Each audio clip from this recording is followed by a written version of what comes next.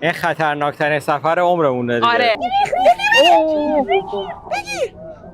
واو. واو صدا رو داری؟ اوه سونامی. واو.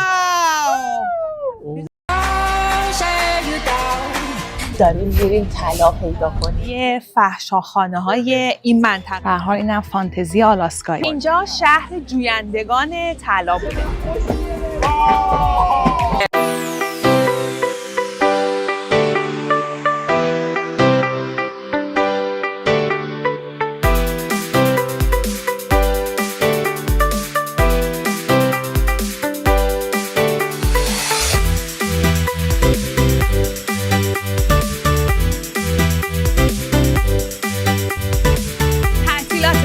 از همینجا از جلوی در خونه‌مون شروع میشه. ما داریم پیاده میریم لنگان خندان و برگریزان میریم سمت کروز که یواش یواش آنبورد کنیم کروز و دیگه تعطیلاتمون شروع شه. ساعت چند راه میفته کروز؟ ساعت 4 بعد از ظهر. 4 بعد از ظهر. از الان بعد بریم چون سکیوریتی کیج چک میکنن و کار داره. الان ساعت 10. وارد شدنش یه پروسه هایی داره. الان ساعت 10 صبح.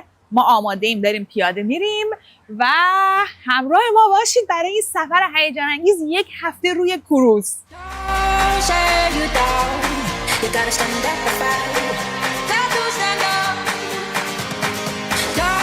این شما و این کروز ما.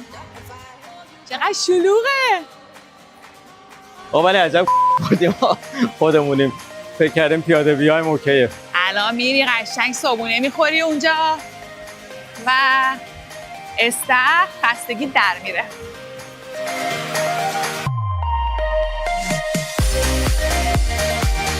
سفر کروز ما به آلاسکا با این کشتی نیو آمستردام که یکی از کشتی‌های زیبای خط کشتیرانی هالند امریکا هست آغاز شد. از اینجا که اسکله ونکوور هست حرکت میکنیم تا شهر ویتیر تو شمال آلاسکا. تو راه توقف‌هایی تو شهرهای مختلف خواهیم داشت مثل شهر جونو که پایتخت ایالت آلاسکا هستش و شهر اسکاگوی که در واقع مقصد رویایی جویندگان طلا تو گذشته بود. دوستامون ارسلان سحر مردادم که معرفی میکنم بهتون. ما قراره بریم 1 هفته تو کروز بتر کنیم. شما هم همراه ما خواهی بود. حس تایتانیک، یعنی یاد فیلم تایتانیک افتادم. حالا ان شاءالله عاقبتش که تایتانیک نمیشه چون دقیقاً داریم پیش اون یخچالای طبیعی هم میریم ولی خیلی حسش باحاله. این خطرناکترین سفر عمرمونه دیگه. آره. چون با کشتی میریم به سمت کوه یخ. میریم توی یخچالای طبیعی. داریم میریم. بفرمایید. سلام علیکم. صف سکیوریتی مونه. اینجا 3 تا لاینه. ما میریم تو لاین خودمون. نیو آمستردام. به کشتی خوش اومدین. ویلکام. سلام علیکم. رفتیم دیگه تو کشتی. این کلیدا رو همه رو گذاشتن توی پاکت.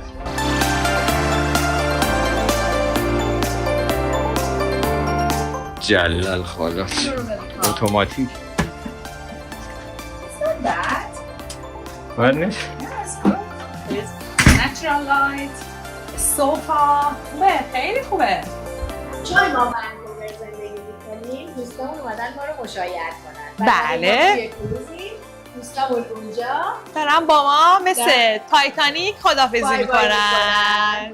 نگاه کن. از ما عکس و فیلم میگیرن. کلی عکس و فیلم گرفتیم.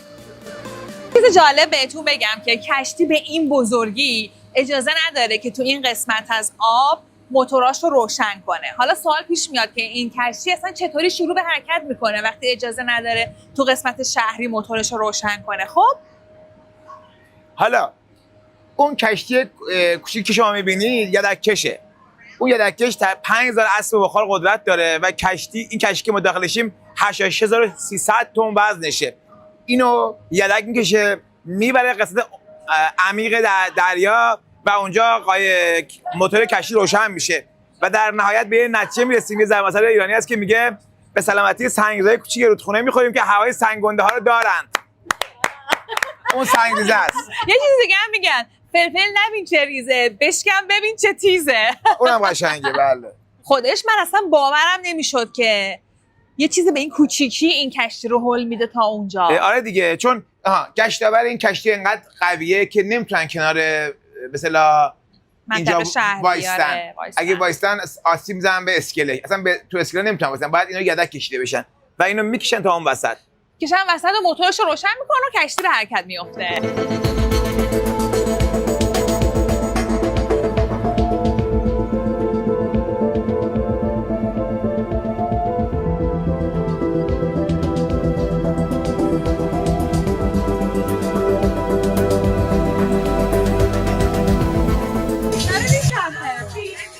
کشتی داره میچرخه.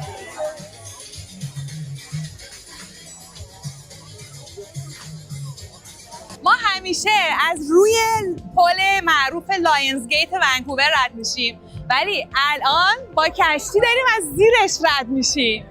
یه لحظه تاریخیه برای ما.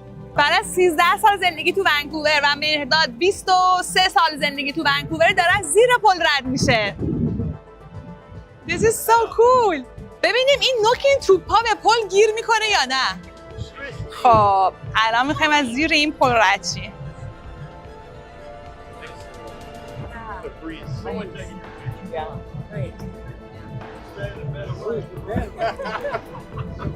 اینک چقدر بهت میاد؟ خداییش خیلی بهت میاد. این شبیه کی شدی؟ گربه نره تو پینوکیو. تعریف نکنم. این لحظه که این توپا از این زیر رد میشه. توپا از زیر پل رد شدن، حالا ببینیم دودکشش رد میشه یا نه. داره میخوره انگار، نه؟ اینا بیا زاویه من ببین. نداره. آره وای It's too close. Wow. We just made it. اینم پل. خیلی باحاله. خداحافظ.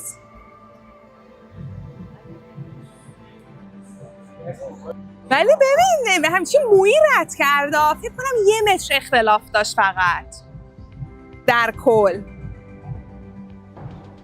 اینجا به منطقه وست ونکوور خوش اومدید. حالا بریم اون پایین پارتی کنیم.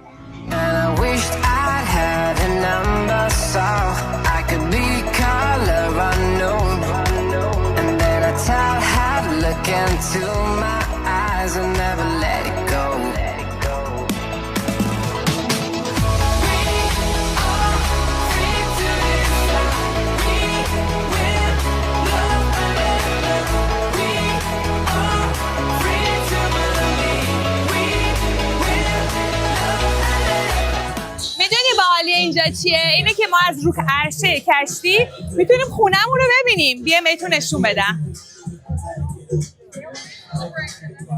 این ساختمونای اینجاست. Right there. بیا از اینجا بهتر معلومه.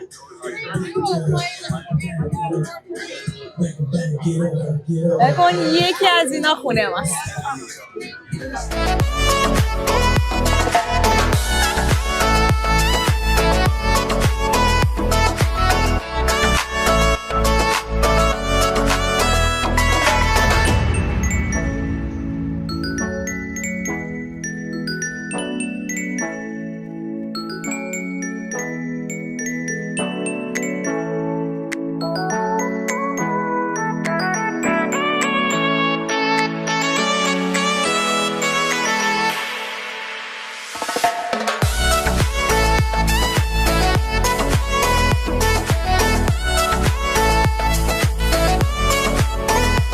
خب این بود از ویدیو روز اول ما الان خیلی هیجان داریم برای این کشتی. زودتر میخوام بریم جای مختلف کشتی رو کشف کنیم، ببینیم که این کشتی لوکس و خوشگل ما چه امکاناتی داره، چه تفریحاتی داره، چه هیجاناتی داره، چقدر باحاله.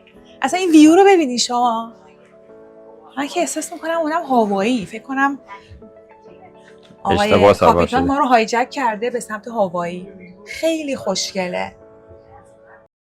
چه منظره زیبایی. آی همه بلاگر، همه دست به دوربین بجاز ارسلان. آقا اینم کروز توی شب. ترسناکه نه؟ آره شب با اینکه اونجا یه شهرها و یه چراغایی هست ولی شهر؟ آها راست میگیرست.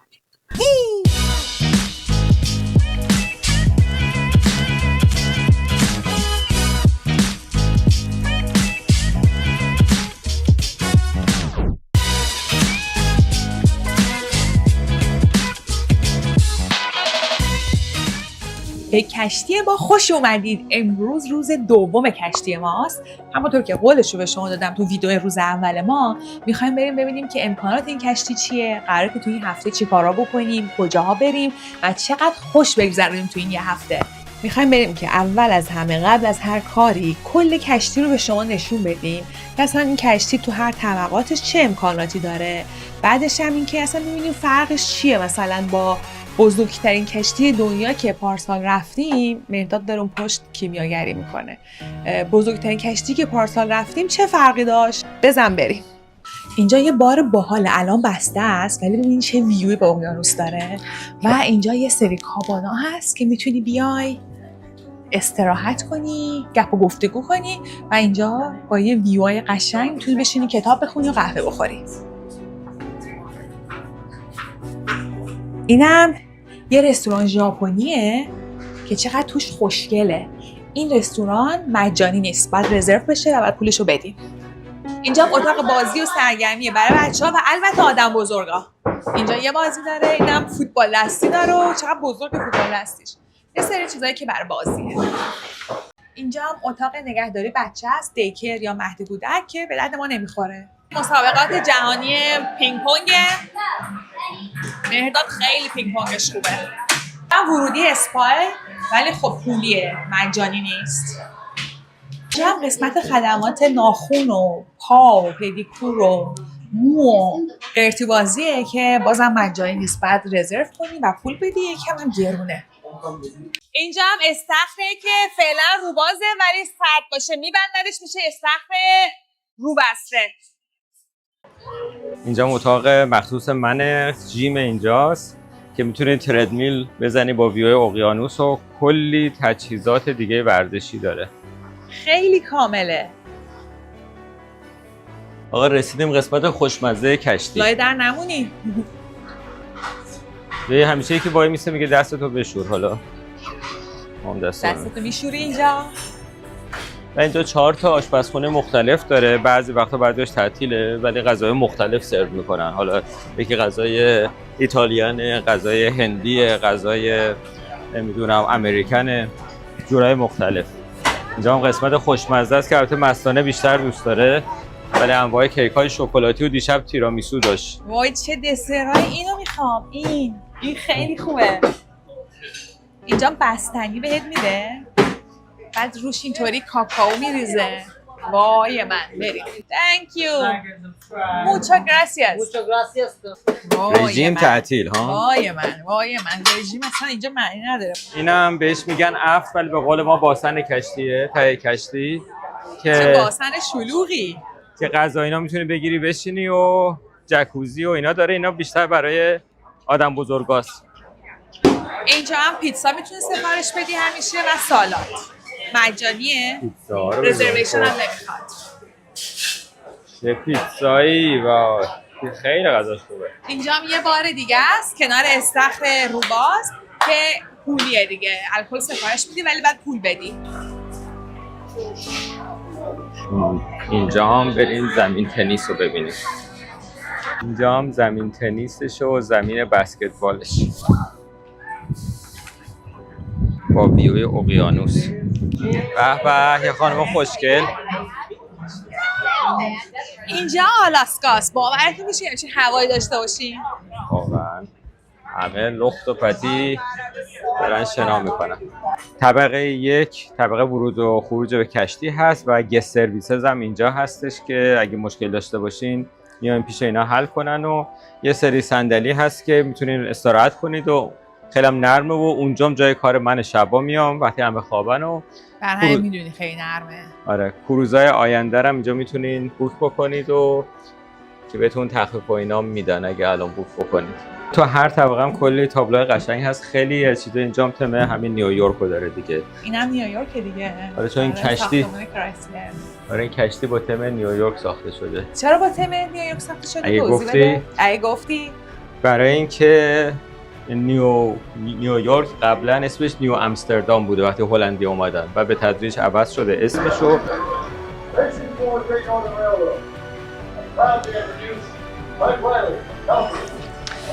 اینجا اسمش هست رولینگ استون لاونج که بعد از اون فیلم پخش میکنن ولی شبا کلاب میشه و میزنن و میرقصن و خیلی باحال. اینجا هم یه سری گالری نقاشی آقای جک نیکلسون و بعدش این میخوره به کازینو ولی قشنگ رو دیواراش این طرح‌ها رو گذاشتن.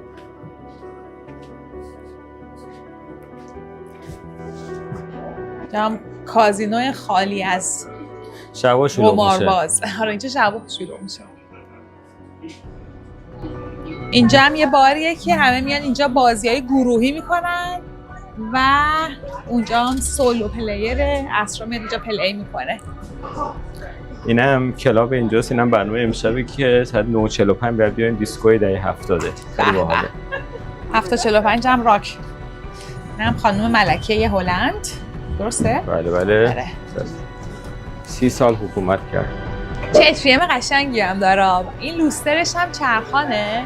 بعد تمام لندمارک‌های نیویورک روشه. بعد هر دفعه یه رنگ میشه. خیلی لوسترش خوشگله. قراره باش کلی عکس بگیریم. اینجا هم یه بار دیگه است با اون منظره پنجره ها چقدر قشنگه. خیلی خوشگله. اینجا هم آرت گالری آثاری هم که اینجا هست برای فروشه. سالن موسیقی.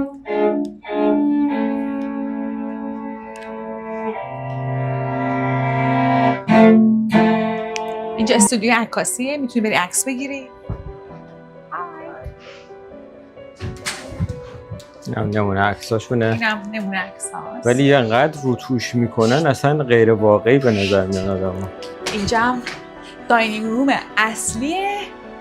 این کشتیه که حالت بوفه نیست، خیلی با کلاس و درس‌ها میری تو میشینی و برات غذا میارن و سرو میکنن. بیا.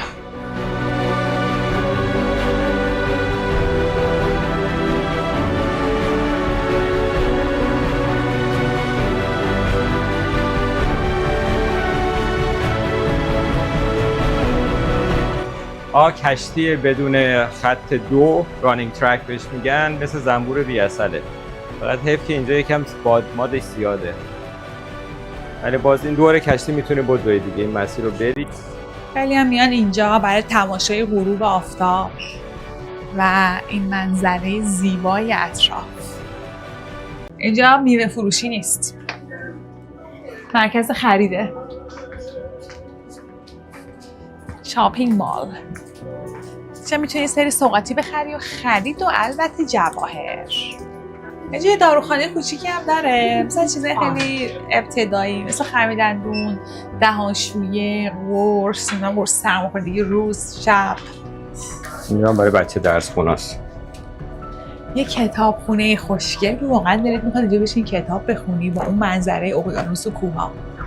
ما ایشون اول مهمونمان اومدیم که درینکمون رو بزنیم و بریم پارتی. ببین من تو روز خوشش تو ونکوور موز نمیخواستم، من سال یه بار موز نمیخرم. من موز هر روز استفاده دارم بخاطر شیک پروتئین، هر روز استفاده دارم، هر روز. اصلا ببر دیگه. پس ببر دیگه. اما موز نمیخوام. ما یه جوری خیام.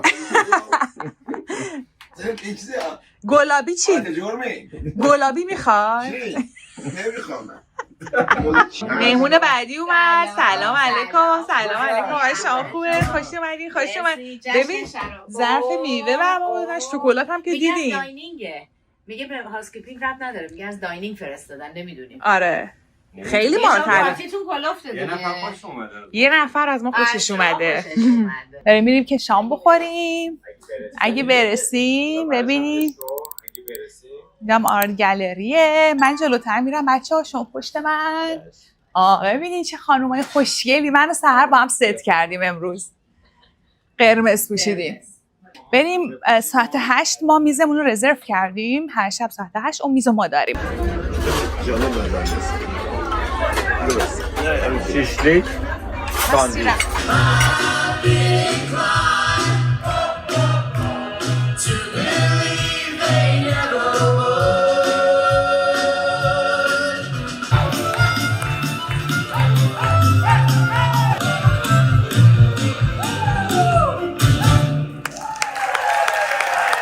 بریم یکم تو کشتی بچرخیم. شب اینجا رو ببینیم با شب اون کروز قبلی رو مقایسه کنیم. کروز قبلی که اصلا بی‌نظیر بود. یعنی ما یه اشتباهی که کردیم اینه که بزرگترین کروز ممکن رو اولین کروزمون رفتیم. آره. دیگه از این بعد همه چیز سرازیریه. برای این کروز خیلی خوبی گذاشتم.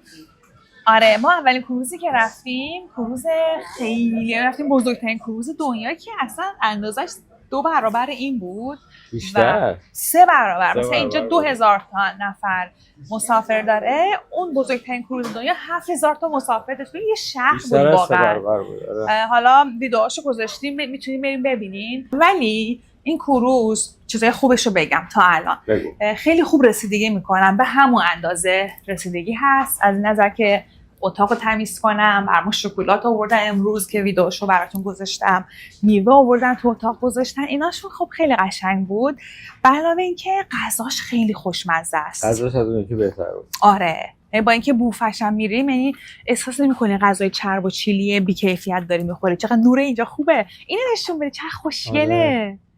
وای خیلی نقاشیش قشنگه. نیویورکا 15 سالشه دیگه درسته؟ 15 سالشه ولی 2022 رنوویشن کامل کردن. یعنی موکتا همه نوعه، تمام مبلا موکتا مثلا این دیزاینای دیوار اینا معلومه که نوعن همشون. خیلی خوشگله. جولای 4 2010 اینو انداختم به آب. اولین سفرش رو راه انداخت، بعدش 4 جولای فرست آف جولای. آره به خاطر روز استقلال آمریکا. یعنی این کروز تو سایز خودش کروز بسیار خوب و قشنگه و ما ریکامند میکنیم براتون. به خصوص ما خب خیلی دیل خوبی گرفتیم دیگه. دیلی که ما گرفتیم خیلی خیلی قیمتش خوب بود. یعنی اینجا ما نصف هزینه کروز قبلی پرداخت کردیم.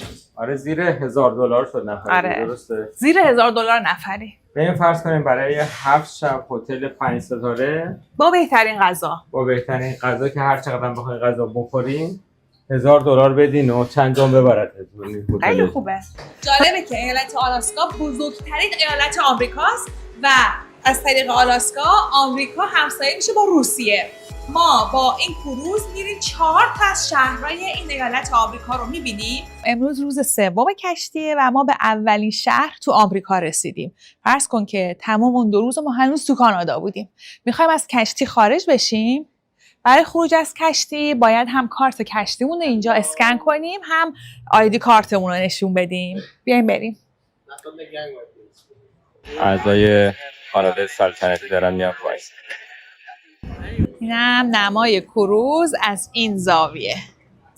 خیلی کروز بزرگیه. خب اینجا دانتانشه، در واقع جای قدیمی و اصلی شهره. اینجا یک کلیسای با بک‌گراند کوه، خیلی خوشگله. یه حال هوای آمریکایی قدیمی داره.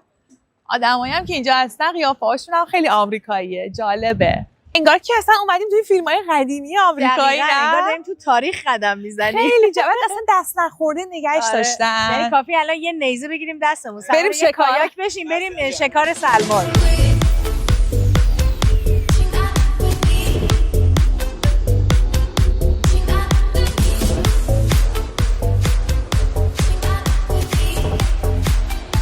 داریم وارد محله کریک استریت میشیم که این محله تو سالهای 1900 تا 1950 محله فحشاخانه‌های این منطقه بوده که در واقع محل رفت آمد ماهیگیرا، ملوانا و تجار بوده و اینجا می اومدن و میرفتن. اینجا یکی از این خونه‌ها به اسم دالیز هاوس، مثل که خونه اون خانم معروفه‌شون بود، خانم رئیسشون بود که الان تبدیلش کردن به این موزه. ما داریم میریم اونجا. اینجا میبینین که بخوایم تور خونه‌شو بریم $10 بعد هزینه بدیم. اینم خود خانم رئیس بوده بر اون موقع. آره اینجا هم اپلیکیشن داشتن اسم و فامیل و درس چی خوندی و چند درصد میخوای و چند تا دوست مرد داری و ازت راضی‌ان یا ندارن، شبا دیر وقت میتونی کار کنی، سایزت چیه و سایزت چی هم میپرسن. آره اخلاقت مثلا اخلاقت چجوریه، چابکی نمیدونم خوشگلی. بعد این یکم باحال موقع جنگ جهانی دوم مثلا که میلیتری گفته بود به خاطر دفاع ملی و اینا قراره که تعطیل کنن از 3 هفته دیگه، بعد سیل را انداخته بودن گفتن بشتابید آخرین خلاصه تخفیفا هر 3 هفته فرصت داری. چه باحال. آره 3 glorious week of exotic bargains. آره خیلی باحال بود. این صف ورودیش بوده، انقدر شلوغ بوده. مرداد کارشناس امور خانم دالی.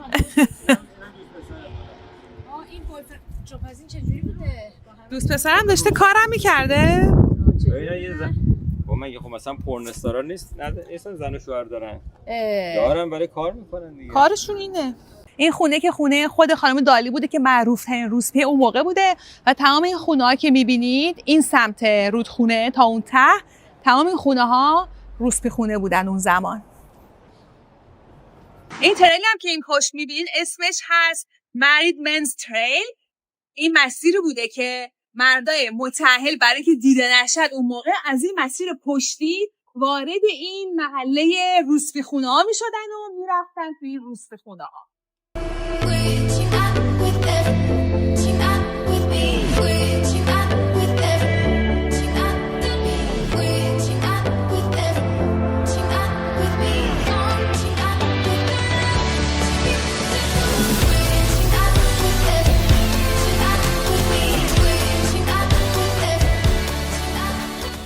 ماشین انتخاب کردی؟ آره ببین پلاکاشو بیاین نگاه کنین، دیزاینش خیلی جالبه، وسطش خرس گریزلی گذاشتن. آره زندگی شما این چورلت چند قیمتش؟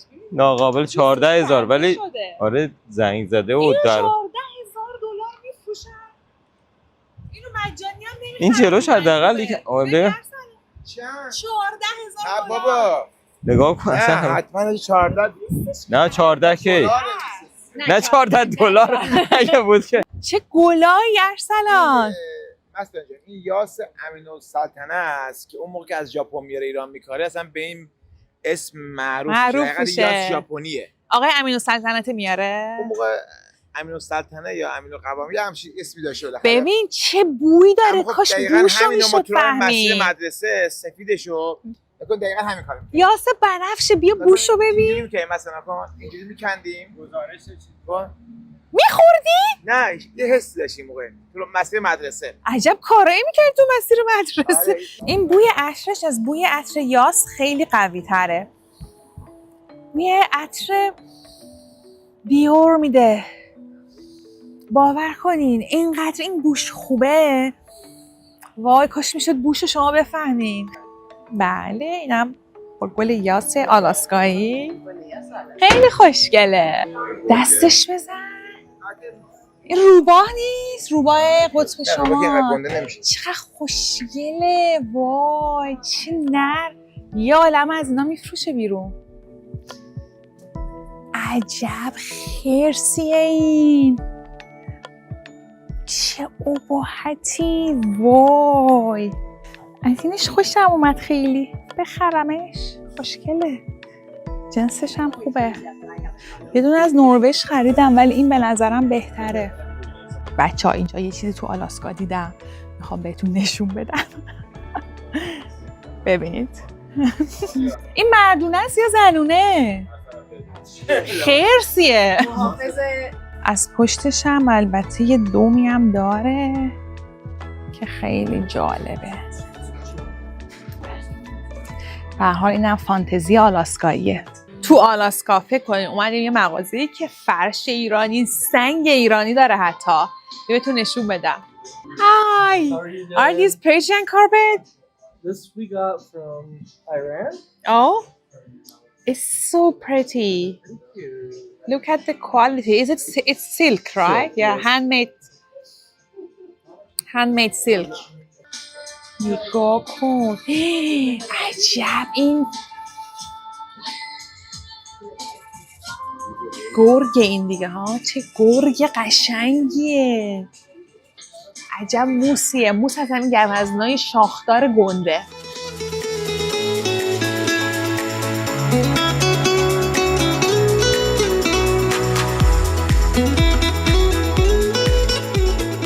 آقای کاپیتان به ما گفت که 2:30 برگردیم کشتی. ما خیلی بچه خوبی هستیم، رأس 2 داریم برمیگردیم، نیم ساعت زودتر، ولی خوب گشتیم. ما خیلی جای قشنگی.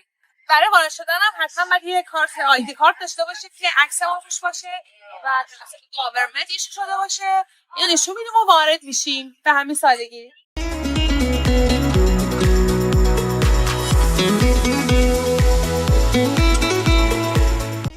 یه موقعی خداحافظی شد از این شهر کوچیک خیلی خوشگل. حالا هوای روی کشتی در حالی که داریم از این محله خوشگل خداحافظی میکنیم. خب ما رسیدیم به دومین شهری که کشتی ما اونجا استاپ داره، شهر جونو، پایتخت ایالت آلاسکا. بریم ببینیم که این شهر چطوریه.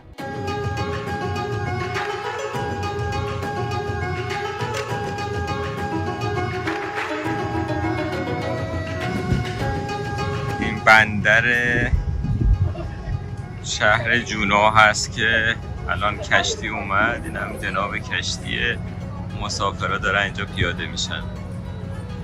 ما داریم میریم به سمت گلیشیر. از کشتی که پیاده بشین دقیقا همینجا تو اسکله یالم کیوسک هست که تورهای مختلف آفر میدن. اینجا به طور کلی ارزونتر از اون چیزیه که تو کشتی میتونین رزرو کنین. به علاوه من به شما توصیه میکنم که حتما چونه بزنین باهاشون و برین کیوسکای مختلف. مثلا ما اولین قیمتی که گرفتیم تو کشتی $120 بود برای تور. همون تور یه کیوسک اولی $80 قیمت داد، ولی ما آخرش $55 از یه کیوسک بعدی گرفتیم. منتظر اتوبوسمون هستیم، ساعت 11:15 میریم. 3 ساعت رفت و برگشت، 2 ساعت هم روی گلیشیره. داریم میریم روی یخچالای طبیعی. بزن قدش. اینجا نقشه یه شهر جنوب با کوههای اطرافش. بسیار شهر زیباییه. همونطور که میبینین توی آب دره قرار گرفته که پای دامنه کوه، اونجا هم کروزا میان و بندرشه. چقدر تریل خوشگلی این بالا هست. بچه ها برین، ارسلان شیطونی نکن، خیلی توش باحاله.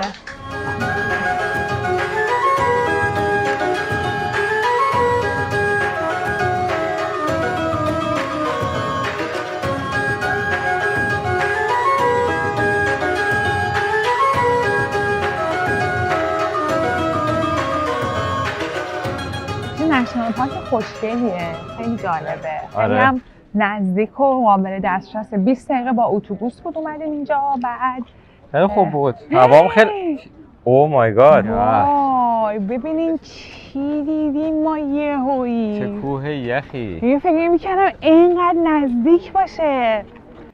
وای بذار زوم کنم مرداد. خب الان زوم کردم براتون ببینید چقدر این خوشگله. یهو توی پیچی میاد جلوی چشت، خیلی جالبه. یهو میبینیش. حالا تمام اطراف رو بهتون نشون بدم. ببینید کوها، اینم دریاچه‌ای که به خاطر این آبای این گلیشیر یا همین یخچالای طبیعی درست شده. عمر یخچال طبیعی چقدر بوده مرداد؟ 3000 ساله. مثل اونایی که جدیدتر درست شده 150-200 ساله.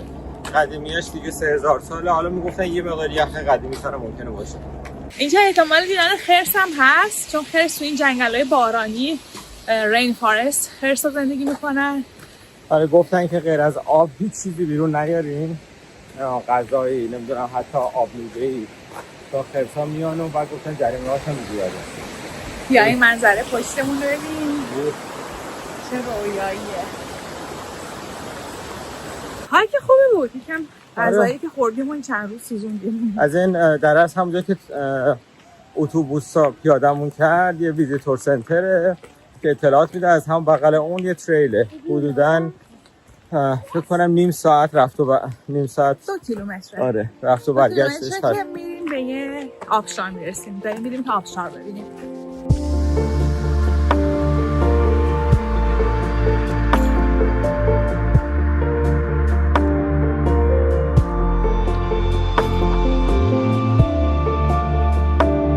عجب آبشار اساسی.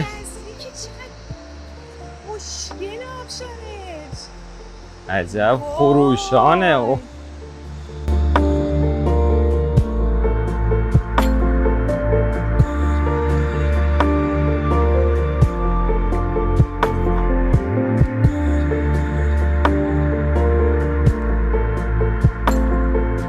ارسلان واقعا میخواد بره شنا کنه تو این آب. میخواد بره، هم مایه آورده هم دوتا حوله پیچی. ببین آخه اینجا آبش خروشانه. ببین اصلا دنبال یه ساحل میگشت که اینطوری باشه بتونه بره تو آب. ساحلش خیلی قشنگه. ساحل شن سفید قشنگ. نگاه کن. آره خیلی اینجا قشنگه سحر. ببین ما رو نوک کوهاییم از نظر ارتفاعی. او مای گاد.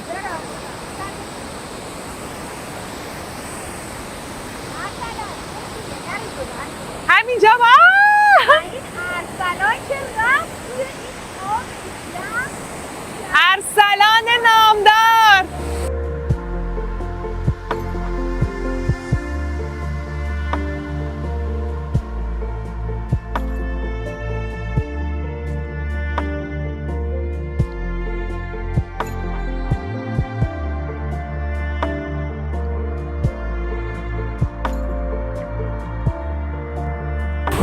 ارسلان رفته زیر آبشار آب یخ.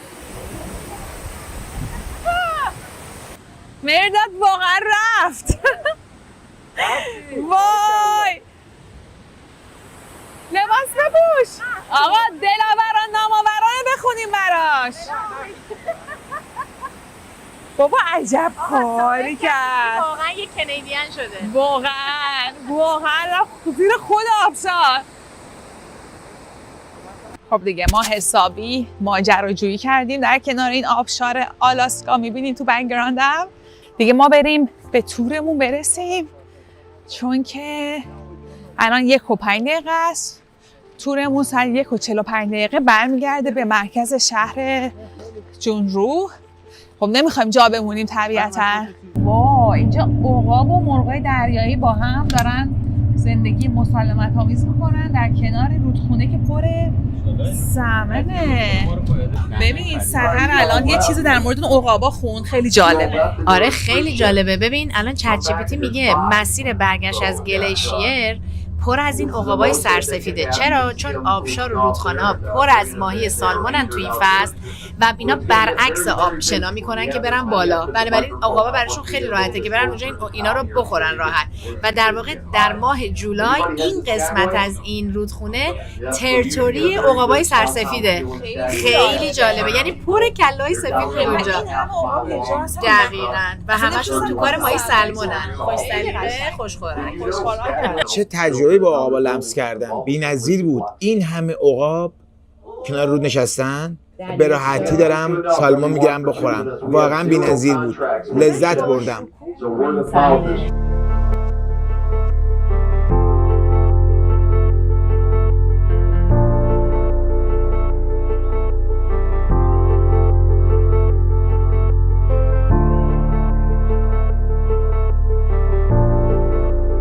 کلا شهر کوچیک و جمع و جوریه جونو. با اینکه ایالت آلاسکا بزرگترین ایالت آمریکاست، جونو پایتخت در واقع یکی از کوچکترین پایتختای آمریکا هستش که کلا 30,000 نفر جمعیت داره. و جالبه که دسترسی به این شهر فقط از طریق هوا و دریاست. دسترسی زمینی نداره چون که کاملا با کوه و گلیشیر و یخچالای طبیعی احاطه شده و این دسترسی رو امکان پذیر نکرده. یه چیز جالبی دیگه در مورد آلاسکا و این شهر جونو اینه که اون موقعی که تب طلا بود و زمان گلد راش بود، اینجا یکی از شهرهای اصلی جستجوی طلا بود. می اومدن اینجا معادن اینجا و طلا پیدا می‌کردن و چند تا معدن داره برای توریست‌ها اگه خواستن برن ببینن. ما دیگه خیلی دنبالش نرفتیم. اینجا هم بزرگترین کارخونه بسته‌بندی ماهی سمن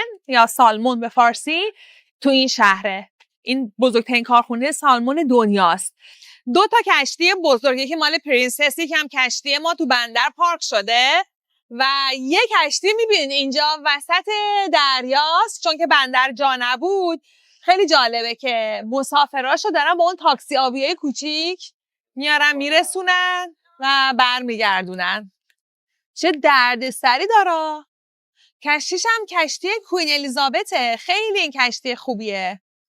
دیگه آخرین لحظه های ما تو شهر جنوب، برای که ارسلان هی میگه بریم بریم بریم، میخواد استیکشو بخوره. اینجا منتظر از طرفی یه عالم عقاب اونجا داره پرواز میکنه، دل نداره از این عقابا جدا شه. اینم دیگه آخرین نگاه ما از جنوب. روز پنجم کشتی هم تو شهر اسکاگوی که شهر دور افتاده بود توقف کردیم و جا پای رده پای جویندگان طلا گذاشتیم.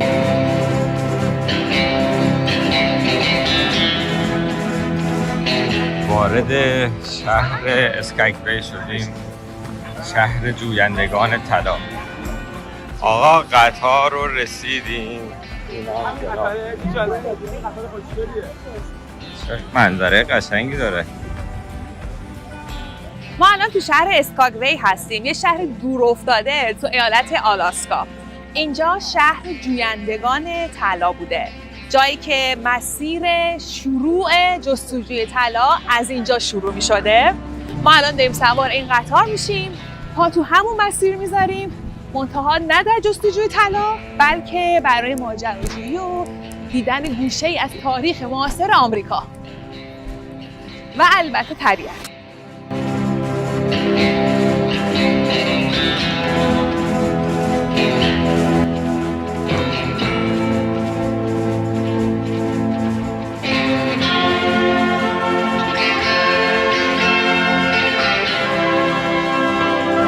اومدیم یه واگن باحال‌تر، چون اون واگن خیلی شلوغ بود. بعد اینجا قشنگ فضای ایستاده باز داره، میتونیم اینجا وایستیم، اینجا ویدئوی خوشگل براتون بگیرم. و وایت هورس از این وره. میدونی که ما خیلی نزدیک مرز کاناداییم.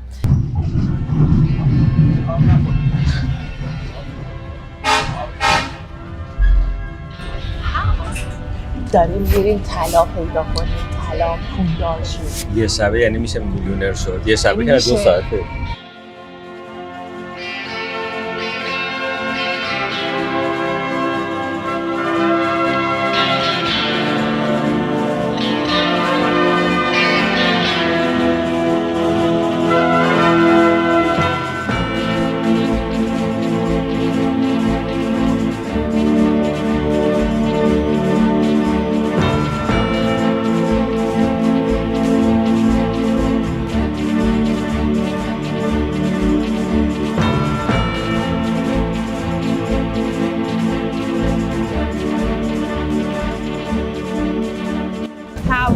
عالیه، با اینکه من با یه بلوز وایسادم بیرون و قطار در حرکته، اصلا بادش سرد نیست و خیلی راحت ما میتونیم اینجا وایسیم و منظره رو ببینیم بدون اینکه سوز باد ما رو اذیت کنه.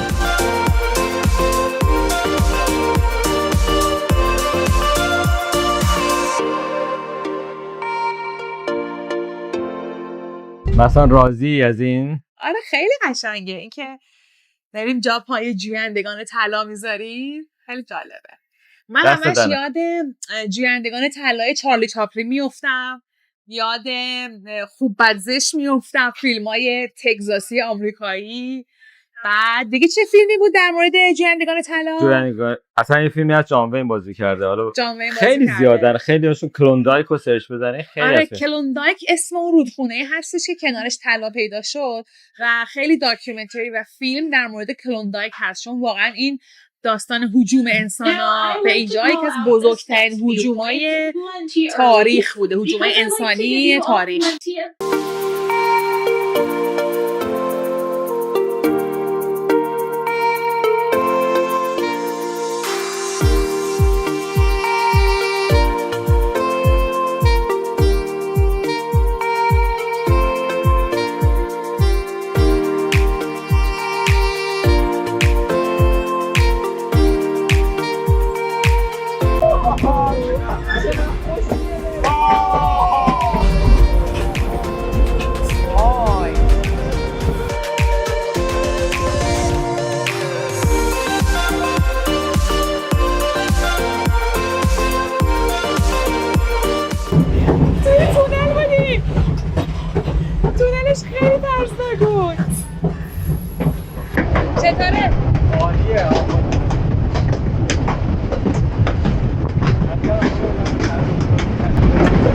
الان وارد کانادا شدیم.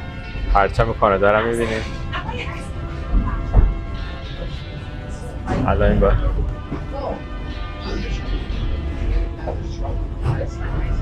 آقا سرمون کلاه گذاشتن. داریم برمیگردیم. داریم برمیگردیم. اصلا نفهمیدیم. واقعا نفهمیدیم. چقدر خوشگله مثلا نه؟ خیلی زیباست. وای اینجا رو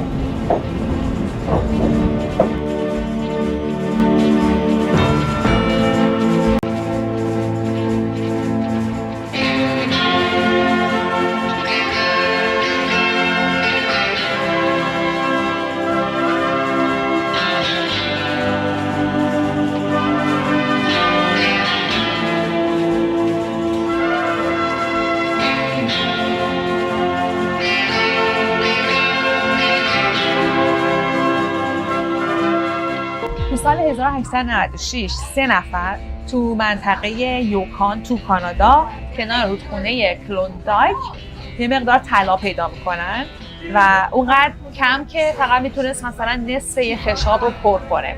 ولی چون اون موقع تب طلا خیلی داغ بود و همه در جستجوی طلا بودن و رویای آمریکایی، چنان این خبر تو آمریکا و کانادا پخش شد که در مجموع حدود 100,000 نفر از کالیفرنیا، سیاتل، کانادا هجوم آوردن به این شهر اسکاگوی و این منطقه‌ای که دور افتاده بود تو آلاسکا و دسترسی سختی داشت. این شد که دسترسی چون از طریق شهر اسکاگوی بود، اصلا اونجا اون منطقه دیگه شهر اسکاگوی شکل گرفت و از چند تا مثلا چادر و چپر و اینا تبدیل شد به یه شهری که هتل داره، الان قمارخونه داره، رستوران داره، حتی فحشاخونه داره. خب این شد که این شهر هم از جمعیتش دیگه تا یه جاهایی تا 10,000 نفر هم جمعیت پیدا می‌کرد. اون موقع اونایی که در جستجوی طلا بودن به صورت با پای پیاده تمام این مناطق صعب العبور و این کوههای یخی رو طی می‌کردن تا به اون جایی که طلا پیدا شد تو نزدیک شهر داسن برسن. در مجموع 70% آدمایی که تو رویای طلا این مسیر سخت رو پیمودن مردن، نرسیدن به این معدن طلا. اینم دانتان اسکاگوی.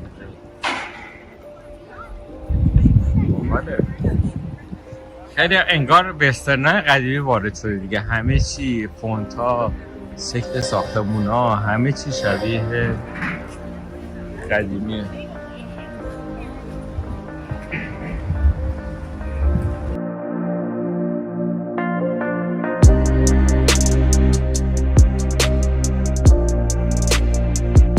خب با شاتلش اومدیم اینجا، نفری $5 US دادیم. 2 دقیقه راه بگو. میریم یه آبشار رو میبینیم، بعدش هم میریم یه جای جالب که مربوط به جویندگان طلاست. امروز پنجشنبه هم هست، گفتیم که حالا که اینجاییم بریم سر خاک جویندگان طلا که مردن یه فاتحه هم بخونیم روحشون شاد شه. شب جمعه. این قبری که میبینین اینجا از همه مفصل تره، این مال فرانک رید بوده، کسی که مهندس نقشه بردار اینجا بوده و جلوی سوپی اسمیت وایستاد و دوئل کرد. 54 سالگی مرده. آره خیلی جالبه آقا، همش رو دهه 30 و 40 که اوج توانایی جسمی هستی اومدن اینجا و فوت کردن. خب این 72 سالگی مرده. این بابا اینجا عمر کرده. طلا رو بزن زیر بغل بریم. زیادی عمر کرده. طلا پیدا کردیم. برو بغلش کن بریم. برو. خودتو بزن بریم، پولدار شدیم. فرض کن انقدر طلا پیدا کنی.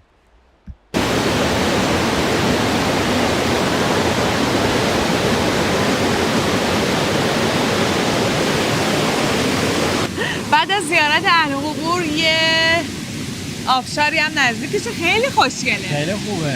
اومدیم اینجا، خیلی هم خنک و خوبه. خب مهرداد کم خسته بود، رفت دیگه توی کشتی، ولی من اینجا موندم که محتواهای بیشتری بر شما درست کنم. ببینین چقدر خوشگله اینجا.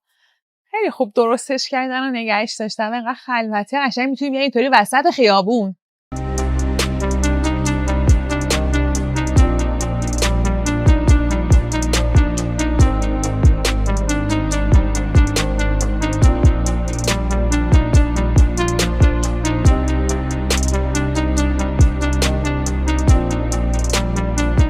خب بریم سراغ سوغاتیا. تو سوغاتیا فروشیش ببینیم چی داره. قیافه من ببخشید من دیگه خیلی خستم. قهوه داره با طرح عقاب آلاسکا.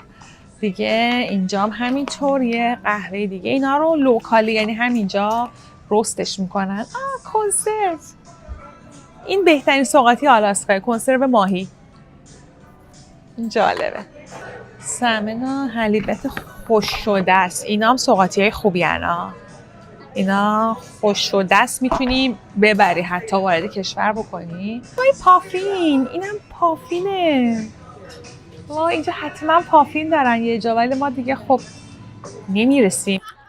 اینم دوستان عزیز جویندگان طلا. اینا دارن با راهنما مسیر رو نشون میدن که برن دنبال طلا. از همینجا شروع مسیر جستجوی طلا بود دقیقاً. اینم گلای خوشبوه آلاسکایی. اصلا فکر میکردین آلاسکایی همچین گلایی داشته باشه؟ خیلی اصلا برگش هم بو میده، خیلی خوشبوهن. نه آره دقیقاً چیزن، چون برگاش همینه، گل محمدیه. آره. ببین چه خوشگله گلش. اینم بیده من، وای چه گلای. ارسلان متخصص گل و گیاهه. اینم گل رز سفید. عاشق بوی رز سفیدم، خیلی قشنگه. دیگه وقتشه که با این شهر زیبا خداحافظی کنیم و بریم تو کشتی باحالمون که اون دور دورا میبینینش. اینم کشتی با عظمت ما، نگاه کنید. این آخرین ورود ما به کشتیه. 2 روز دیگه رو آب هستیم و روز سوم دیگه میرسیم به انکورج که دیگه بعد خداحافظی کنیم با این کشتی. اینجا با مهداد داریم تو برج مراقبت اینجا رو میپاییم که هر وقت به یخچالای طبیعی بزرگتر رسیدیم و به خود یخچال اصلی رسیدیم. یخچال اصلی میریم پایین چون خیلی سرده بیرون.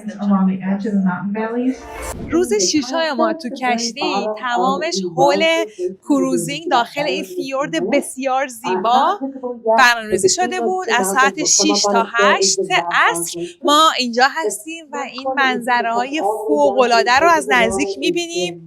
با این رنگ آب داریم به یخچال طبیعی ته فیورد نزدیکتر میشیم. یواش یواش این کوههای یخ، البته اینا خیلی کوچولوان، کوچن، از آب زدن بیرون. خیلی خوشگله.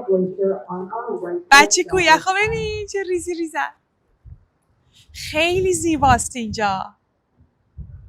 این گلیشیرهایی که این آخر تموم نمیشن، خب یهوی قطع میشن، به اینا میگن هنگینگ گلیشیر یا یخچالای طبیعی آویزون. پا در هوا. یخچال آویزون دیدی؟ بفرما اینجاست. کوههای یخو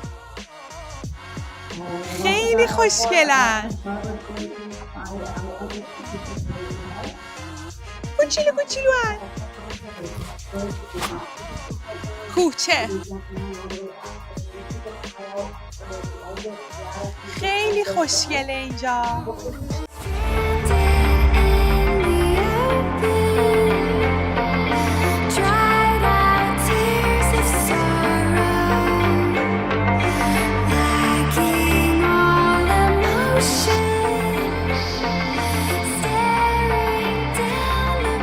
Is it the soup? Okay, thank you. The cold soup is the best option. Thank you. I appreciate. مهداد بیا ببین چه خوشگله اینجا. بیا مهداد بیا ببین. وای.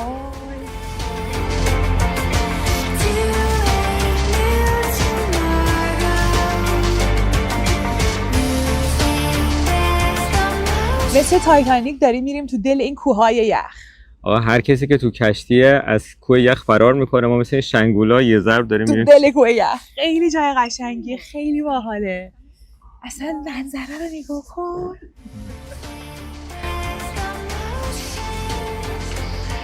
خیلی خوشگله اینجا. فقط یخ توش دیگه.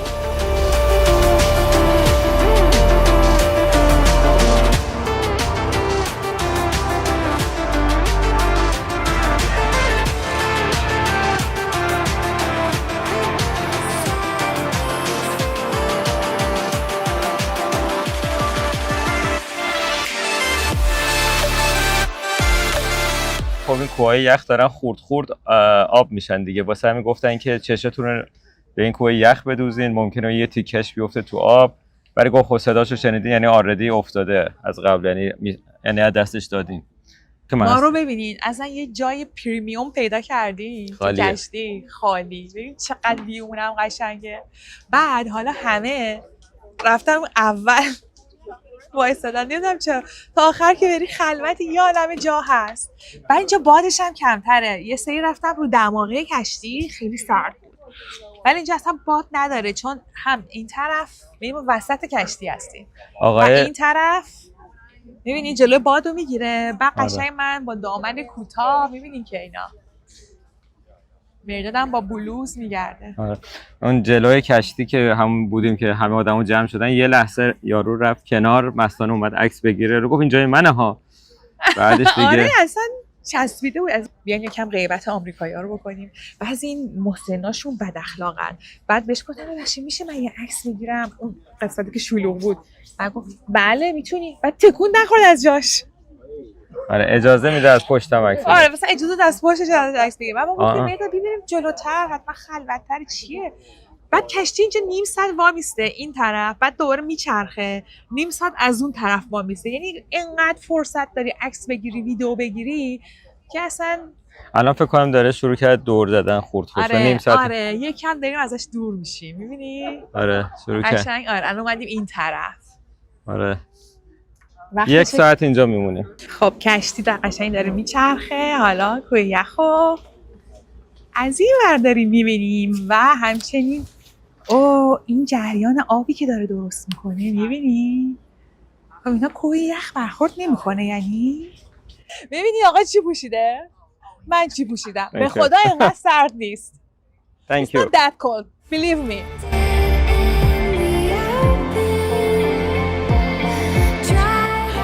خیلی باحاله اینجا، خیلی خوشگله.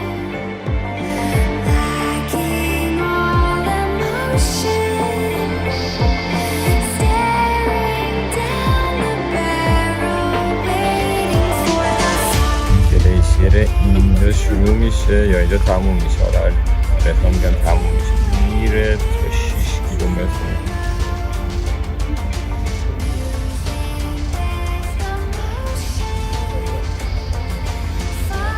این کوه یخ رو ببینید.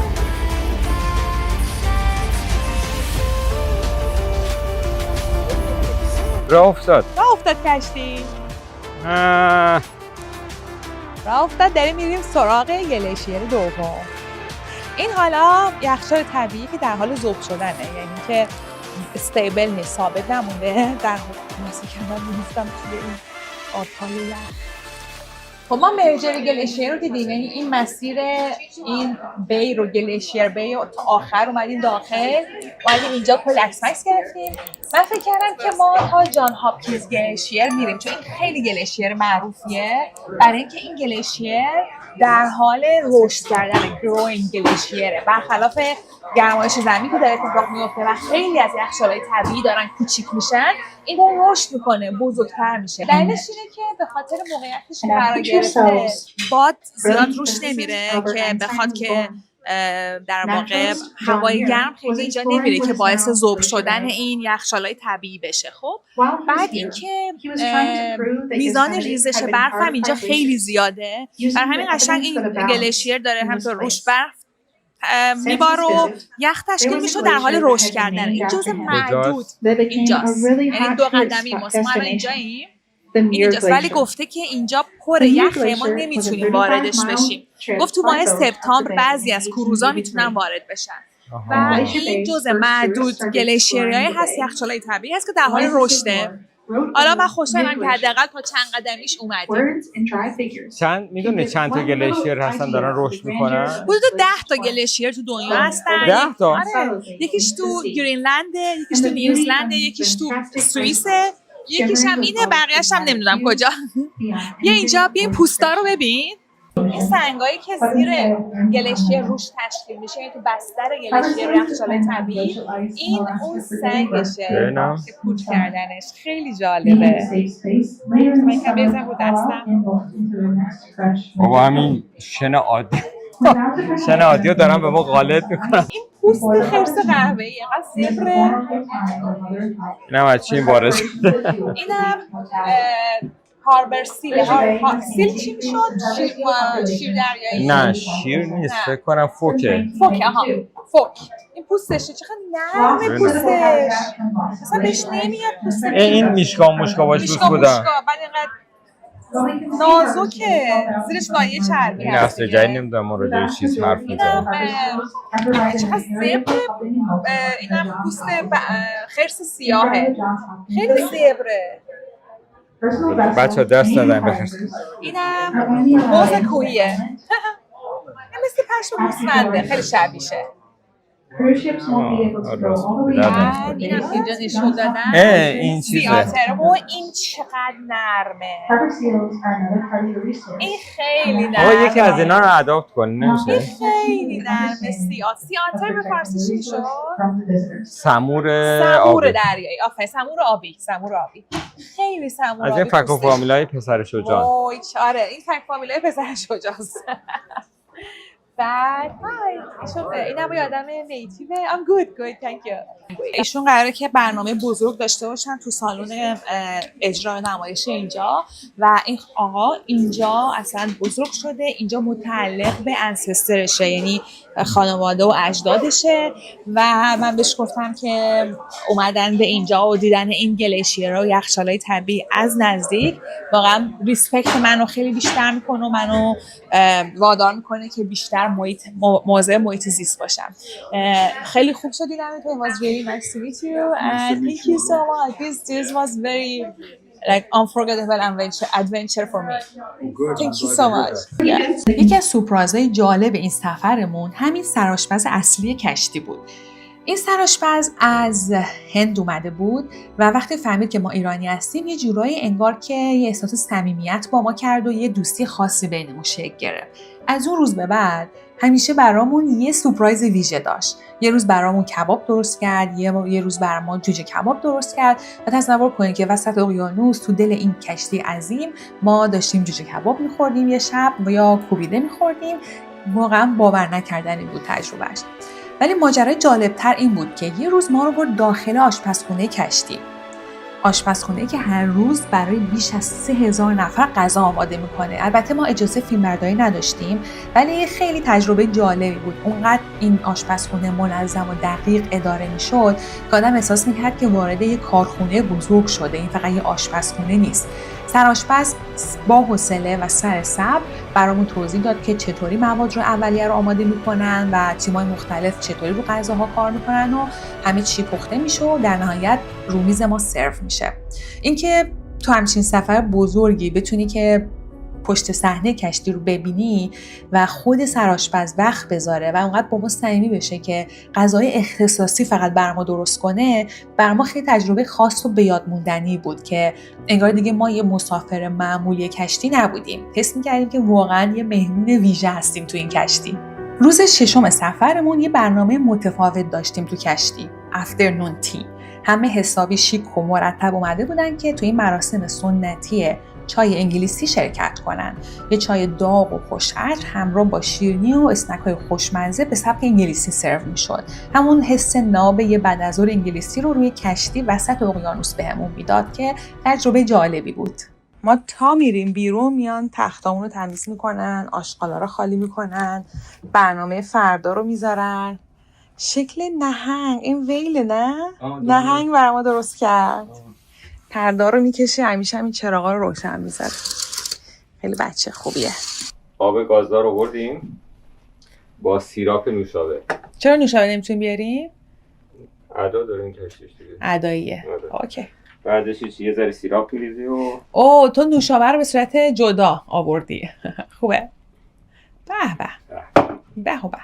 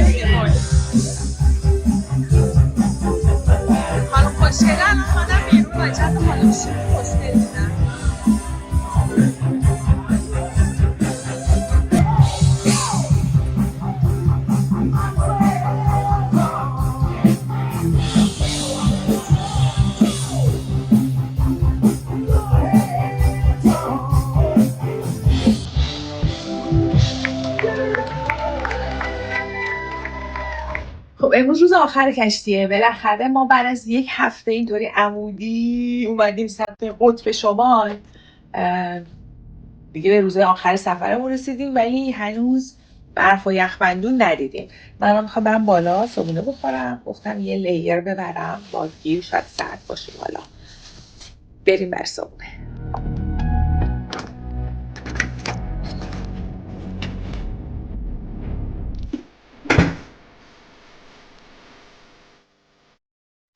Hi, how are you? Good morning. These guys are my friends. Hello. They are working hard here. Thank you so much. They always have the best suggestion. Thank you so much. به نظر خوشمزه میاد. خامه، مربا و وافل. پیدا کردم مردادو. تو این شلوغی. صابونه مرداد ماشاءالله. آفرین. ولی مال منم خیلی زیاده. فقط صابونه مرداد با ویو رو ببینید. چقدر قشنگه. خب روز آخر کشتی گفتم بیام از این منظرم برای شما ویدیو بگیرم. ببینید رنگ آب انقدر قشنگه. این بادگیر من ست شده با رنگ آب. زیبایی آلاسکا هرچی بگم کم بگم. بسیار زیباست. من فکر نمی‌کردم این جاها که برسیم دیگه رنگ آب اقیانوس سبز بشه. این رنگ سبز رو می‌بینی؟ خیلی زیباست. آبی اقیانوس معمولاً آبی ایندیگو، یعنی آبی عمیقه، ولی اینجا سبزه.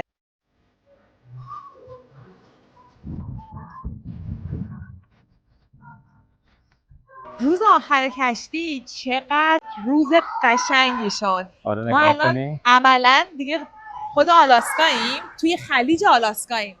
دریا رو ببین. شما میتونید متصورشین که اینجا آلاسکاست.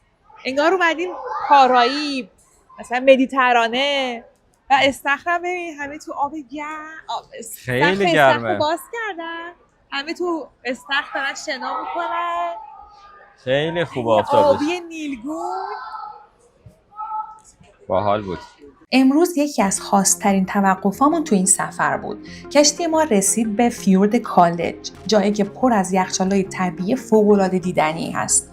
نکته جالب اینه که هر کدوم از این یخچال‌ها اسم یه دانشگاه معروف رو تو آمریکا داشتن، مثل یورک، ییل، هاروارد، و بین همه اینا این یخچال هاروارد از همه خفن‌تر بود و آدمو واقعاً میخکوب می‌کرد.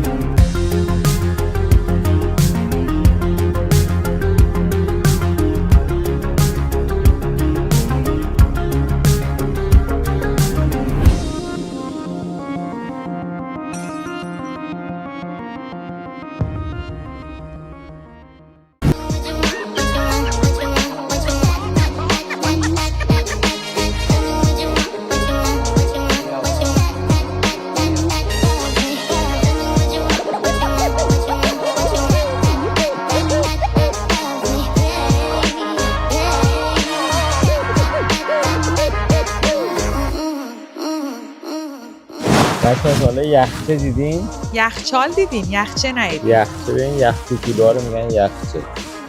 یخچه یا یخک. اینا کوه یخه. نگاه کن. کوه نیست. اون نصف اینا زیر آبه. اینطوری نگاش نکن. یخک بهش یا یخچه. اینجا ولی هم بامزه چپ و نه. راست ببینین این یخچال طبیعی معلقه. یخچال هنگین گلیشیر یه دونه چقدر اینجاست، یخ. یه دونه این گلیشیرها تموم نمیشن، اون وسط ها جا میمونن. یه قلب دیدم، نگاه کن. این قلب رو میبینی؟ چقدر اینجا قشنگه. کلی یخ. شبیه اینو ما جایی ندیدیم نه؟ کلی یخچه. نه فکر نکنم. که با کروز رفته باشیم این همه، یعنی یه فیوردی که پر یخچال طبیعیه. فکر کنم نروژ این شکلیه، فقط اون کروزایی که میره فیوردای نروژ رو کروز میکنه. ولی از این یخ کوچولوها نداره. از کجا میدونی؟ خیلی جالبه بچه‌ها. اینجا اسم این فیورد این آب دره اسمش هست کالج فیورد. بعد توش پر این یخچالای طبیعیه. خب اینجا الان اونجا همینطور یخچال طبیعی می‌بینید. بعد اسم هر کدوم از این یخچالای طبیعی اسم یکی از دانشگاه‌های معروف آمریکاست. یکیش دانشگاه هاروارد، یکیش یله، یکیش یورک. خیلی جالب. الان مثلا داریم میریم یخچال طبیعی یلو ببینیم. بعد خودش هم توضیح داده که مثلا برای همین اسم این فیورد هست کالج فیورد. یخک ها رو بگیر. نگاه کن نقطه ها رو میبینی؟ این بیبی یخکه. این یله اولی. یواش هاروارد رو میبینی. مهداد این واقعا زیباترین منظره کوهستانی که من تو زندگیم دیدم. خیلی خوش. چقدر این فیورد قشنگه. بعد اینجا رو ببینید، اینجا استخره. کروزمون رو اونورم اون منظره های بی نظیر دوباره دیده میشه. اینقدر اینجا قشنگه. اصلا من هرچی از زیبایی اینجا بگم وای کم گفتم. هرچی بگم نگاه کنید شما فقط. اینو میخورم به سلامتی تمام یخچالای طبیعی آویزون و غیر آویزون. وقتی یخچالای قدیمی می‌خوریم که هوای یخچالای جدید دارن.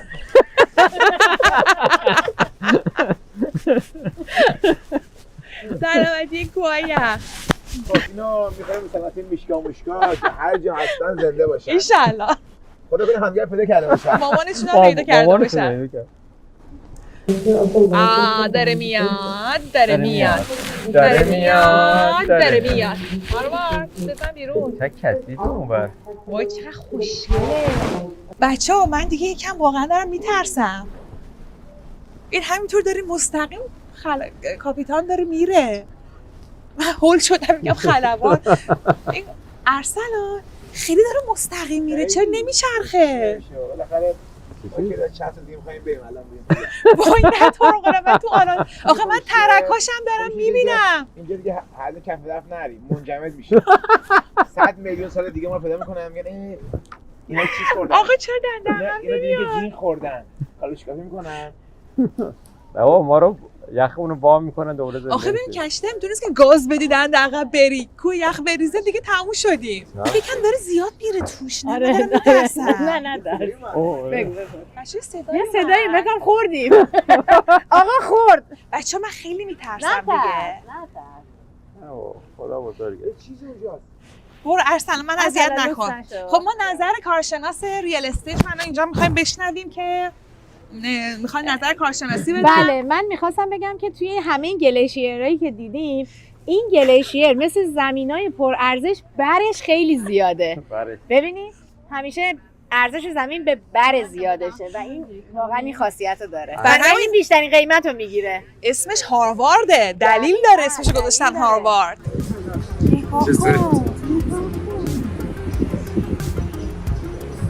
چقدر نزدیکی ما.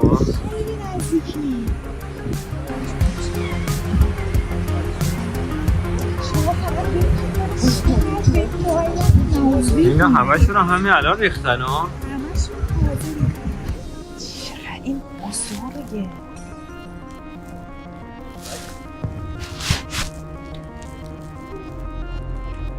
اونجا آب شیرین میخوره قلقل میکنه رو میبینی؟ دقیقا وسط گلیشه قسمت سیاه. نگاه کن اینجا رو.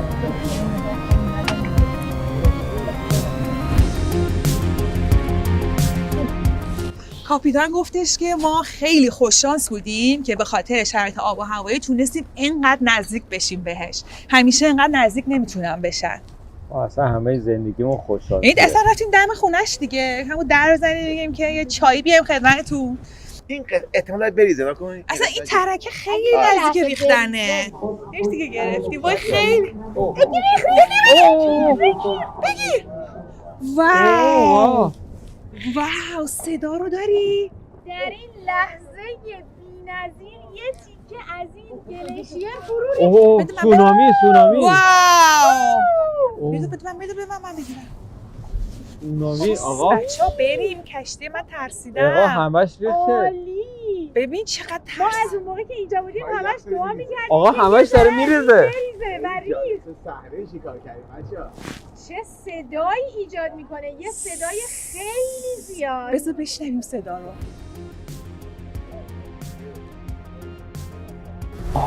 عجب صحنه‌ای. او مای گاد. یخی. یعنی اینم هم میریزه. بابا برو حاجی برو.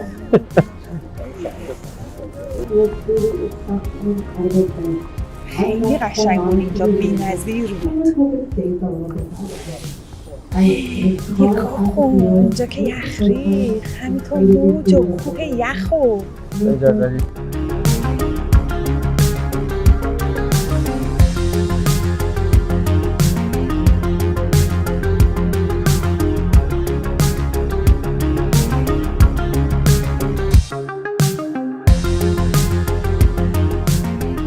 من تو زندگیم اینقدر نترسیده بودم. یعنی کاپیتان ما اصلا دست بر نمی‌داشت، تصمیم نداشت که برگرده. نگاه کنید هم اینجا کوه یخ ریخت، هم اینجا کوه یخ ریخت، هم اون سر که تونستیم ثبتش کنیم و اینجا خیلی سردم الان. من میلرزم یکم از ترس یکم از سرما. الان خیلی خوشحالم داره میره کاپیتان. یا همش همین الان ریخته. تازه خدا رو شکر داره کاپیتان میره. خدا رو شکر. صحنه‌ای بود. من اینقدر ترسیدم، اینقدر سردم بود، یعنی سرما و ترس با هم دیگه. ولی این دیوید آتنبورو این صحنه رو دیده غیر از ما. آره خیلی صحنه عظیمی بود. این ریزش کوههای یخ به این گندگی فقط چیز ساده ای فقط تو نیست. چیزای BBC میدید این داکیومنتری‌های. کاپیتان ما خیلی باحاله، نمیره اصلا، نترسم هست. این کوه یخی که اینجا میبینین جلوی چشم ما از این یخچال طبیعی که این ته فیورد میبینین جدا شدن و یه صحنه بی‌نظیر بود بچه‌ها.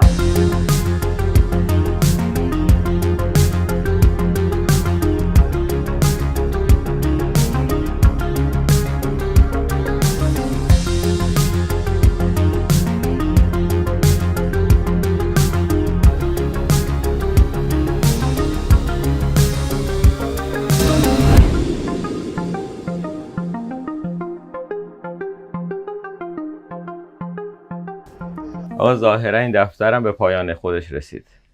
ولی حکایت همچنان باقی است. ادامه سفرهای ما. اتاقمونم خداحافظی کردیم و جمع و جور کردیم همه چی و بریم دیگه. بزن بریم.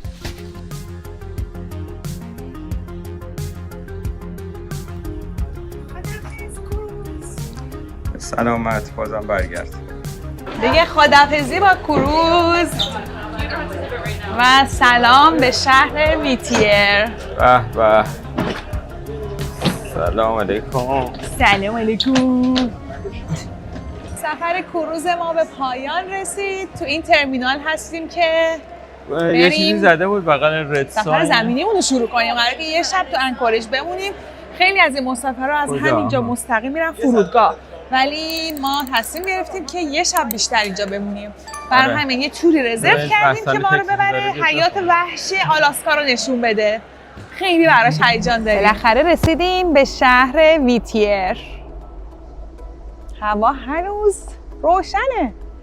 از نصف شب هم گذشته ولی هوا همچنان روشنه. اینم کشتی ما که داره پهلو میگیره تو شهر ویتیر، شهری که مردماش فقط توی ساختمون زندگی میکنن. این ساختمون. Who built And you it? know all each other.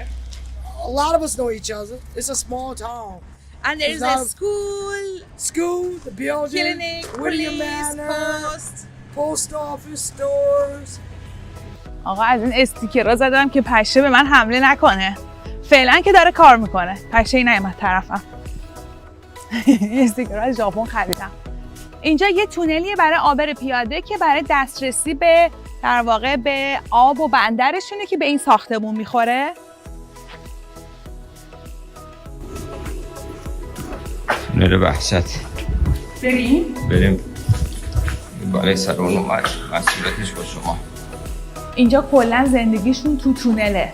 به خاطر زمستونای خیلی سختی که دارن این دسترسی به بندر جلوی ساختمونه. این ویدیو میاد همینطوری به چیز سیاه که میونه های پاشه است. اینجا هم این بندر کشتی و ایستگاه راهن قطار هست که ما مجبوریم حرکت کنیم چون پشه‌هاش خیلی اگریسیون، خیلی خشنن. چند تا ساختمون تو ایستگاه قطارش هستش که یکیش رستورانه، یکیش هم برای سوزنبان و کلا تیم کارکنان راه آهن هستش. این خرسیام حریف این پشه‌ها نمیشه حتی.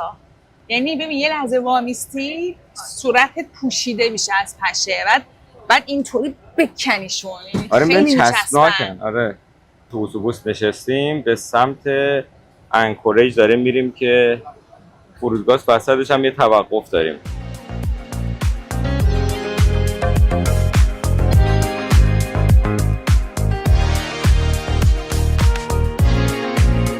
یه تونله که از این شهر بندر ویتیر رو خارج شیم یه طرف هست، فقط یه خط داره و هر یه ساعت هر بر میتونن برن. اگه نتونی بری تو اون یه ساعت بعد دوباره یه ساعت صبر کنی. تونله 8 تا 11 دقیقه است.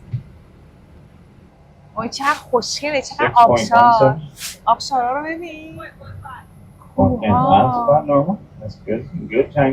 چقدر گلیشیر. واو. اینجا وسط راه یه استاپ کردیم یکم راه بریم. هنوز راه نیفتادی استاپ کردیم. اینم اتوبوس ماست. نسبتاً راحت بود، فقط خیلی گرونه. نفر $80 مجبور شدیم بریم آمریکا.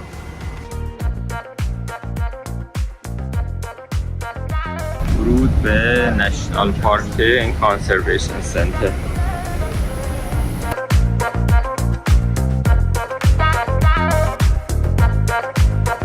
این شما و این گوزن وحشی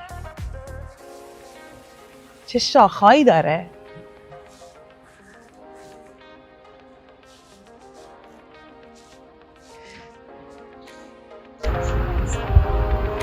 فالو.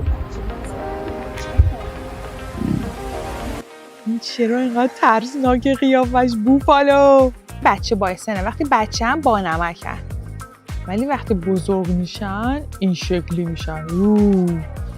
اینم گاومیش آلاسکایی با کوهان، شبیه شتره. ترکیب شتر و میمون و گوسفنده.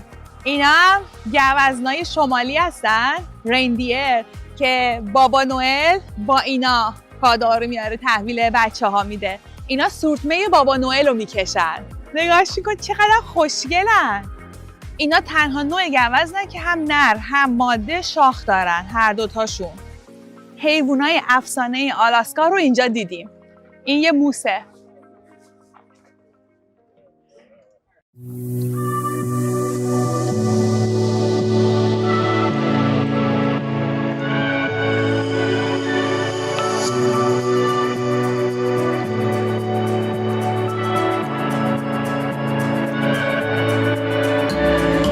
I feel in my veins, masking all this pain.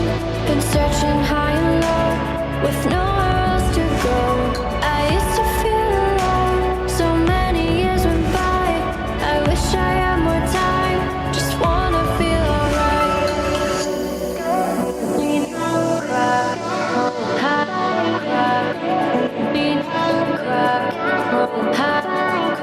عجب کمپریه، چه چرخهایی داره. این گفتی پکیج قیمتش چنده؟ این پکیج که من میخونم 290 تا 370 هزار دلار. 370 هزار دلار. اوه. اینم تمام البته چیزه مثلا خانم قیمت معرفی اولیه است ها، یعنی خامشه. بعد وقتی بهش میای تجهیزات روش اضافه میکنی. قیمتش تا 800 دلار میره بالا. چه موتورایی داره؟ نسبت به تجهیزاتی که روش میذاره تا 800 هزار دلار میره بالا. اینجا شهرداری انکوریج. این سالن تئاتر و موسیقی و کنسرتشه. خیلی جالبه که کنسرت حالا رو همه رو گرد میسازن. این هتل ماست وستمارک. اینجا هم یه کلیسا اینجاست، اون ساختمون سفیده که میبینین کلیسا. اینجا رو ببینید چقدر بامزه است. این یه آرایشگاهه. این کل این ساختمون یه آرایشگاهه. این کناریش هم یه آفیس دفتر وکالته. خیلی خوشگلن این دوتا. اینجا اجاره دوچرخه است. کلا رنتال بایکه. خیلی تک مغازه‌های خوشگل داره اینجا. خوش سلیقه درست کردن. تشریف بیارید ایالت 49م. رستوران قراریم شام بخوریم، موسیقی زنده گوش بدیم و آبجو بخوریم. یه بروریه. تشریف بیارید. و همچنین غذای محلی آلاسکا. تشریف بیار. آشپزخونه‌شه. اینجا دو تلویزیون کوچیکه که بازی میبینن. اولین چیزی که اینجا توجه منو خیلی جلب کرد این شاخهای این انتلرای این گوزنا. شاخهای واقعی هن. خیلی باحالن. این میز ورودی رو با اینا تزیین کردن. ببینین خیلی پیچیده رفته تا اینجا. این مال کریبوه. این شاخ کریبوه انتلر. اینم ریشه شاخشه، اونجایی که میچسبه به کله گوزن. حالا همچین چیزی دیده بودین؟ آقا ببینین چی سفارش دادم. بهش میگن تایگرز بلاد، خون ببر. خیلی خوشمزه است. مزه چی میده؟ آب میوه گازدار. آقا این برگر با گوشت یک گوشت یه نوع گاب آلاسکایی بوفالوییه. با این تاتار. این چیه؟ من برد چیکنم. پارمزان برد. چیکن چی بخشید فیش. فیش اند چیپس یه جوری. فیش اند چیپس بودم برده. شما چی استاد؟ یه همبرگر معمولی. من پیتزای محلی اینجا با نان محلی. ریکامندد سرآشپز. به به. بفرمایید آلاسکا. چنده؟ قیمتش قیمت نداره. مجانیه. اینا ببین سبدای دست بافته چه خوشگله. 38 دلار. خرسم توش هست. اینا میارزه به نظر من. این ببین در بازکنه رو خیلی دوست داشتم. من مامانم اینا یک نمونهشو داشتن، کوسه بود فکر کنم. این نهنگه. 40 دلار فقط. 10 دلار بود می‌خریدم. اینم به این میگن دریم کچر. اینا که آویزون میکنه تو خونه. این تور اینجا رویاهاتو کچ میکنه و به واقعیت میپیونده. خب بگی بخرمش. من ایران بودم میدون از اینا داشتم. دریمم هم این بود که از یک از دانشگاه آمریکا پذیرش بگیرم. گرفت یا هست؟ آره. قشنگ اینجا اسکیموییه دیگه. نگاه کن. پارچه فروشی هم هیچ چند وقت توپ پارچه ندیدم. چقدر خوشگله. نگاه کنی توپا رو. پارچه رو انتخاب میکنی. طرحهای رنگارنگ و این دختر اسکیمویی 16 دلار. بامزه است. پافین. دختر اسکیمو خوبه. این خیلی کیوته. متاسفانه شهر پر هوملس هم هستن. که میبینین این هوملس ها قسمت های توریستی نشستن و خیلی اینجا همه چی آلاسکاییه. من عاشق این موس شدم واقعا و اسم این مغازه خیلی بامزه است. Once in a blue moose. خب دیگه موقع خداحافظی شد با شهر انکوریج و یواش یواش میریم سمت فرودگاه و به سمت ونکوور پرواز میکنیم. به پایان رسید این دفتر. همچنان باقی است. خداحافظی با شهر پارکینگا. انگار به ازای هر نفر یه 2 تا پارکینگ وجود داشت تو این شهر. اینم هتلمون. جای باحالی بود. اکسپلور کردیم یک شهر مهم در آلاسکا رو.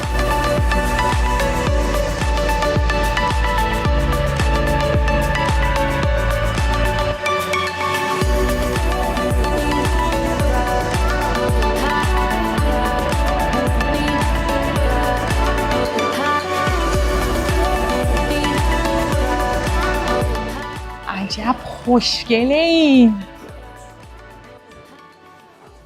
خب این سفر آلاسکای ما هم به پایان رسید. سفر بی‌نظیری بود، جایی که صدای ترک خوردن یخچال‌های طبیعی رو با گوشای خودمون شنیدیم، جایی که شب‌هایی که هیچ وقت تاریک نشدن رو دیدیم و جایی که قدم جا پای جویندگان طلا گذاشتیم. ما تو آلاسکا طبیعت رو تو بالاترین سطح شکوهش دیدیم، یه تجربه ماجراجویانه، در عین حال سفری راحت و لاکچری با کروز، یه ترکیب جالبی بود که یه سفر بی‌نظیر دیگه رو برای ما رقم زد. منتظر ویدیوهای بعدی ما باشین. شما رو تو ویدیوهای بعدیمون میبینیم. یادتون نره که به کانال ما سابسکرایب کنید. تا ویدیوهای بعد، خداحافظ.